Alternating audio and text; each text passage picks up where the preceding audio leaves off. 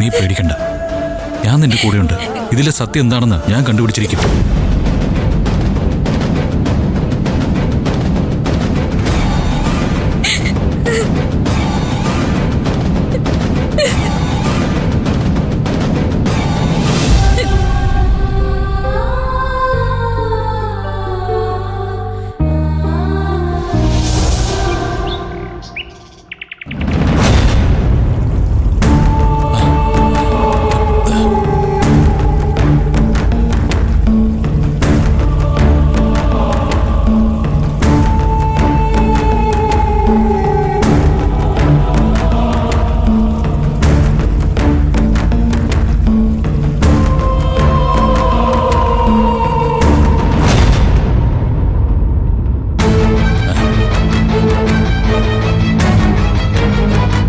അല്ല, എനിക്ക് മനസ്സിലാവുന്നില്ല, എന്താണ് നിങ്ങളുടെ ആരോപണം?